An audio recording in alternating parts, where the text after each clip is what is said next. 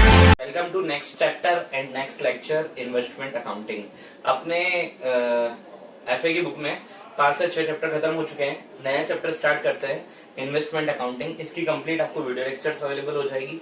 सबसे पहले what do you mean from investment? Investment का मतलब क्या होता है? किसी भी पर्सन के पास अगर कोई सरप्लस मनी अवेलेबल होती है, किसी भी पर्सन के पास कोई सरप्लस मनी अवेलेबल होती है, तो वो किसी दूसरे के बिजनेस में वो पैसा लगा देता है। तो दूसरे के बिजनेस में वो पैसा लगा रहा है, उसको अपन क्या कहते हैं? इन्वेस्ट करना। जैसे फॉर एग्जांपल, अगर मेरे पास 1 लाख रुपए एक्स्ट्रा पड़े थे, तो मैंने 1 लाख रुपए की एफडी ओपन कर दी, 1 लाख रुपए आरडी में लगा दिए, 1 लाख रुपए किसी के बिजनेस में इन्वेस्ट कर दिए, तो वो क्या कहलाता है? मेरा इन्वेस्टमेंट करना। ठीक है, तो इन्वेस्टमेंट का मतलब क्या होता है? Surplus money invested into the business, that's are called investment. Surplus money को बिजनेस के अंदर इन्वेस्ट करना वो कहलाता है आपका इन्वेस्टमेंट। लेकिन इस चैप्टर के अंदर अपन को इन्वेस्टमेंट का मतलब कंपनी के पॉइंट ऑफ व्यू से देखना है कि जब भी कोई एक पर्सन किसी कंपनी के अंदर इन्वेस्टमेंट करता है तो उसके रिगार्डिंग क्या पॉइंट आउट रहेगा। जैसे अगर कोई पर्सन किसी अगर कोई पर्सन किसी शेयर में इन्वेस्टमेंट करता है तो उसको उसके बदले में कंपनी क्या देती है? डिविडेंड। अगर कोई पर्सन किसी बॉन्ड में इन्वेस्टमेंट करता है या डिबेंचर में इन्वेस्टमेंट करता है, उसके अगेंस्ट में कंपनी उसको क्या देती है? इंटरेस्ट। ठीक है, अब कैसे क्या होता है? एग्जांपल ध्यान से देखना, जैसे mister x invest 1 lakh rupees, mister x invest 1 lakh rupees in XYZ limited. Mister x invest 1 lakh rupees in XYZ limited. किस तरीके से किए?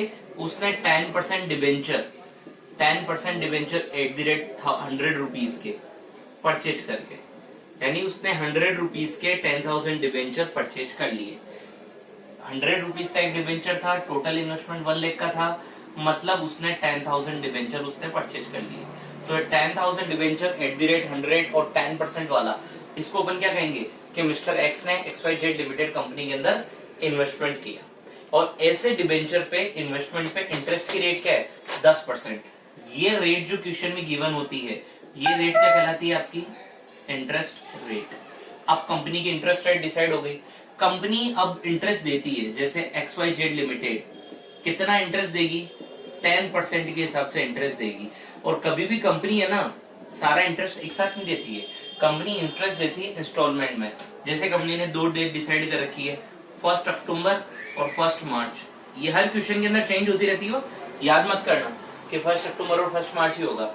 मैंने तो एक एग्जाम्पल दिया है 6 मंथ के गैप में कि XYZ लिमिटेड ने टोटल 10% इंटरेस्ट देना है। XYZ लिमिटेड को टोटल 10% इंटरेस्ट देना है। कंपनी 2 इंस्टॉलमेंट में दे रही है, 1 अक्टूबर और 1 मार्च, मतलब 5% इन्वेस्टमेंट दे रही है यहाँ पे और 5% इंटरेस्ट पे ब्याज दे रही है यहाँ पे। क्या यहाँ तक का टॉपिक समझ में आया है? अब आगे की मेन लाइन बहुत ध्यान से सुनो। आगे की मेन टॉपिक क्या है? कंपनी इंटरेस्ट तो दे रही है, इंटरेस्ट की ड्यू डेट भी फिक्स है कि 1 अक्टूबर और 1 मार्च को कंपनी इंटरेस्ट का पेमेंट कर रही है, 5% इंटरेस्ट दे रही है। बट इंटरेस्ट देगी कैसे?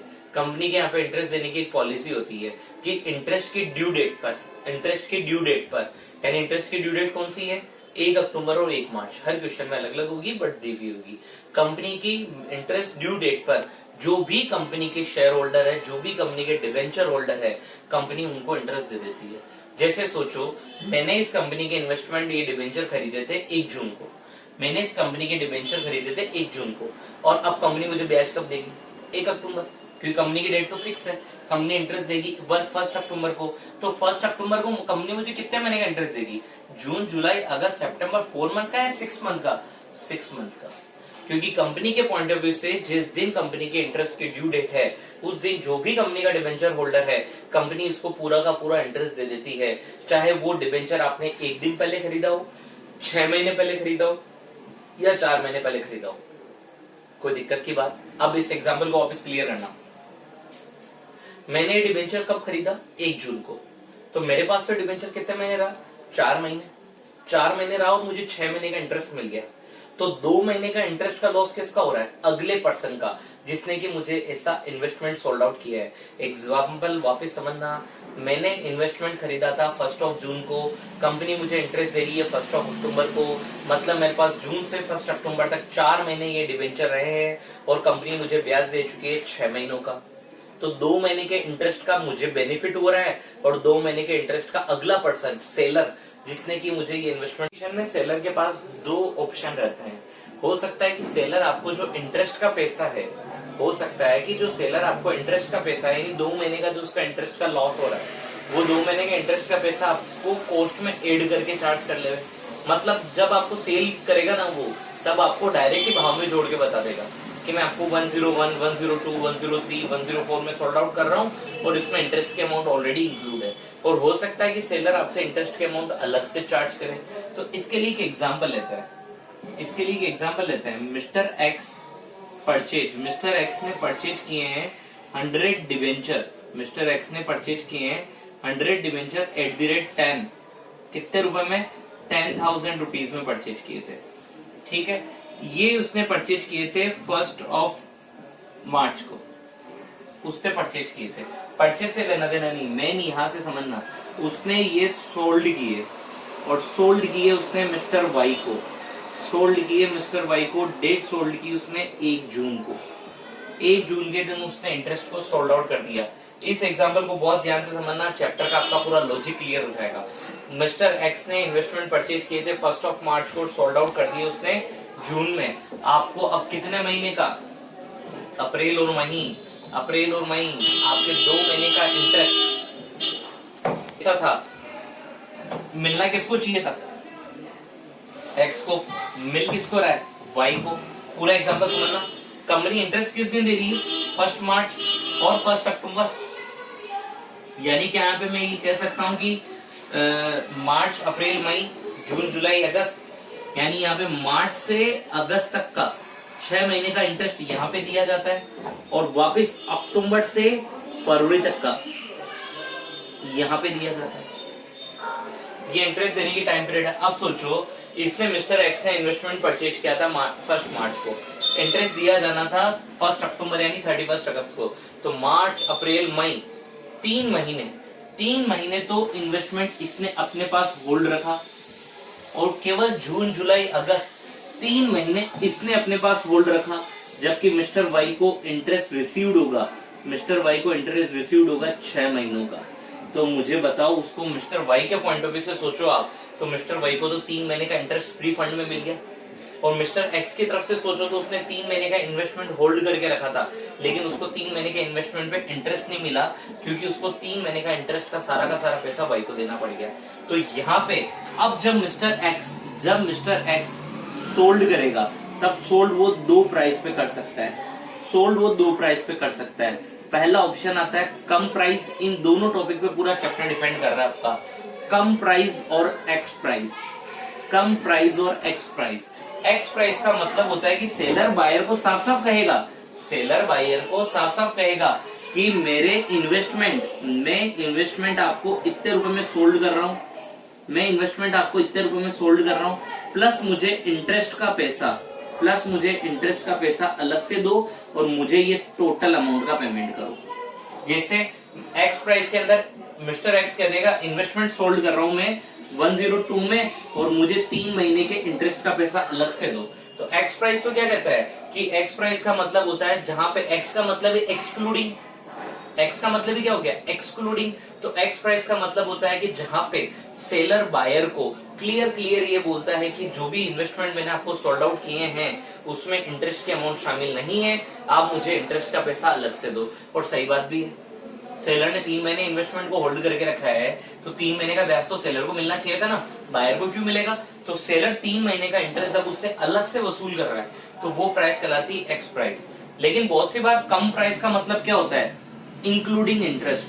कम प्राइस का मतलब होता है आपका इंक्लूडिंग इंटरेस्ट, की मतलब सेलर आपको इंटरेस्ट के साथ बेच देता है। यानी सेलर आपको कहता है कि मैं सारे इन्वेस्टमेंट आपको 102 रुपीज यानी एक डिवेंचर 102 रुपए में सोल्ड आउट कर रहा हूँ और इसके अंदर मेरी इंटरेस्ट के अमाउंट भी इंक्लूड है, यानी आपको ब्याज का पैसा अलग से देने की जरूरत नहीं है, यानी सेलर आपको 102 में सारे इन्वेस्टमेंट सोल्ड आउट कर रहा है जिसमें इंटरेस्ट के अमाउंट भी इंक्लूड है। तब मुझे एक बात बताओ, जब भी इंटरेस्ट के अमाउंट को शामिल करके बेचा जाएगा वो प्राइस कहलाती है कम प्राइस, और जब भी बायर इंटरेस्ट का पैसा अलग से चार्ज करेगा वो प्राइस कहलाती है आपकी एक्स प्राइस। एक बार वापस, क्योंकि इंटरेस्ट की डेट फिक्स होती है कंपनी की, इंटरेस्ट की डेट पर वो इन्वेस्टमेंट जिसके पास भी है कंपनी तो उसको अपना इंटरेस्ट का पेमेंट कर देती है। तब एक दिक्कत आती है कि इन्वेस्टमेंट किसने कितने महीने होल्ड किए उसका हिसाब कंपनी नहीं रखती है, उसका हिसाब आपको रखना पड़ता है। तो अगर सेलर सेलिंग प्राइस में इंटरेस्ट के अमाउंट को एड करके सोल्ड कर रहा है तो कम प्राइस, और अगर वो इंटरेस्ट का पैसा अलग से ले रहा है तो वो एक्स प्राइस। यहां तक कोई दिक्कत नहीं, आगे बढ़ते हैं। पोस्ट करें। अब कम प्राइस यानी वो प्राइस जहां पे इंक्लूड है, जहां पे इंटरेस्ट की अमाउंट इंक्लूड है, उस केस में अब कैसे क्या ट्रीटमेंट होगा ध्यान रखना। ये चैप्टर इतना इजी है स्टूडेंट कि इसमें फॉर्मेट याद कर लो और उसके अलावा कुछ भी नहीं है। पहली बात, अब कम प्राइस में अगर आप परचेज कर रहे हो, कम प्राइस के अंदर आप परचेज कर रहे हो, मतलब जब आपने परचेज किया और फॉर एग्जांपल जैसे Ram purchase 10% 100 debenture, Ram purchase 10% 100 debenture at the rate 102 come price, आपको ऐसे दे रखा है कम प्राइस। कब? एज ऑन 1 जून, ठीक है। इंटरेस्ट की ड्यू डेट दे रखी है, इंटरेस्ट की ड्यू डेट दे रखी है आपको 1 मार्च और 1 अक्टूबर, ये केस दे रखा है। अब बायर की बुक में आप कौन हो? बायर। इसी क्वेश्चन को मैं बायर और सेलर दोनों की बुक में बताऊंगा। बायर की बुक में कम प्राइस का कैसे क्या ट्रीटमेंट होगा ध्यान देना। वापस कह रहा हूँ स्टूडेंट, फॉर्मेट फिक्स है, केवल चैप्टर में 4 फॉर्मेट है, 20 मार्क्स का चैप्टर है। 4 मोड फॉर्मेट कौन कौन से? कम प्राइस के अंदर परचेज और सेल, एक्स प्राइस के अंदर परचेज और सेल। वापस, कम प्राइस में परचेज और सेल, एक्स प्राइस में परचेज और सेल। केवल 4 फॉर्मेट, 4 ट्रीटमेंट, चैप्टर खत्म। पहली बात, कम प्राइस में परचेज करने का ट्रीटमेंट कैसे होगा? सबसे पहले आपने जो इन्वेस्टमेंट परचेज की यानी इन्वेस्टमेंट प्राइस, इन्वेस्टमेंट की प्राइस, जो भी आपने इन्वेस्टमेंट की प्राइस पेड आउट की है, जैसे इस एग्जांपल में अगर मैं लूं तो मैंने कितने डिवेंचर खरीदे? 100 रुपए, और कितने रुपए पेड किए? 102 रुपए। प्लस परचेज करने पे ब्रोकरेज, दलाली देनी पड़ती है। इस क्वेश्चन में नहीं दी हुई है लेकिन फॉर्मेट का पार्ट होता है। अगर कोई ब्रोकरेज दलाली वगैरह लगी है तो वहां पे इसको ऐड कर दो। यहाँ पे इन दोनों की जो टोटल आएगी, यहाँ पे इन दोनों की जो टोटल आएगी उसको अपन क्या कहते हैं? Total payment. कि बायर को टोटल पेमेंट कितना करना है भाई? 102 रुपए के हिसाब से तो बायर सेलर को पैसा देगा और ब्रोकरेज का पैसा अलग से देगा, तो बायर को टोटल पेमेंट करना है, वो यहाँ पे आ गया।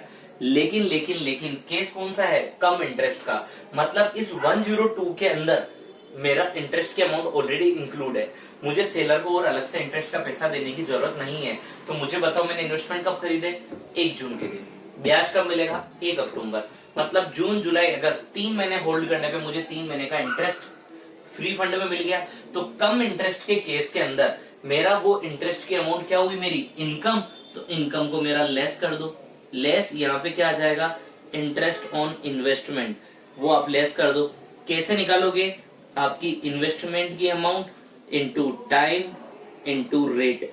इस फॉर्मूले से आप सोल्व करके 3 महीने का इंटरेस्ट जो भी आपका बना वो यहाँ पे लेस कर दो। ये यहाँ पे आपकी क्या आ जाएगी?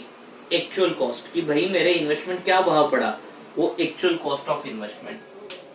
वापिस समझना, ये तो मैंने एग्जांपल उतार दिया था। बाई के केस में आपका फॉर्मेट क्या रहता है? पहली बात, आप परचेज कर रहे हो, केस कौन सा है? कम प्राइस वाला। कम प्राइस का मतलब इंटरेस्ट की अमाउंट आपके इसमें ऑलरेडी शामिल है। तो इस केस में क्या होगा? जितना आपने पेमेंट किया प्लस ब्रोकरेज अगर दी हुई है तो ये आ जाता है आपका टोटल पेमेंट। प्लस कम इंटरेस्ट के केस के अंदर इंटरेस्ट आपकी इनकम है तो इनकम को लेस कर दो, बचा वो आपका कहलाएगा एक्चुअल कॉस्ट, मतलब जितना आपने पेमेंट किया है। सोचो यही केस में कर दूं सेल का। ये फॉर्मेट उतार लेना बच्चों, यहाँ पे 2 मिनट के लिए वीडियो को पॉज करना और ये फॉर्मेट उतार लेना। अब यही केस में कर दूं सोल्ड का, यानी राम सोल्ड। अब सोल्ड की केस में फॉर्मेट कैसे हो जाएगा ध्यान से देखना। बायर के केस में, परचेज के केस में दलाली को एड किया जाता है, क्योंकि आप पेमेंट कर रहे हो तो आपको इन्वेस्टमेंट का भी पेमेंट करना हो, ब्रोकरेज का पेमेंट भी करना है, लेकिन सेल की केस में आपको पैसा मिलता है लेकिन ब्रोकरेज का पैसा देना पड़ता है। सेल का पैसा तो मिलता है और ब्रोकरेज का पैसा देना पड़ता है, तो सेल माइनस ब्रोकरेज ये आपका आ जाएगा टोटल रिसिप्ट कि आपको टोटल कितना पैसा मिला। ठीक है, अब इन्वेस्टमेंट पे इंटरेस्ट 3 महीने का अब आप फ्री फंड में दे दो, क्योंकि आपने कब सोल्ड किया 1 जून, तो मार्च अप्रैल मई 3 महीने ऐसा इन्वेस्टमेंट आपने अपने पास रखा था, तो 3 महीने ऐसे इन्वेस्टमेंट पे आपने इंटरेस्ट कमाया था, लेकिन आप ऐसा इन्वेस्टमेंट फ्री फंड में दे रहे हो, तो आपके लिए क्या हो गया लॉस।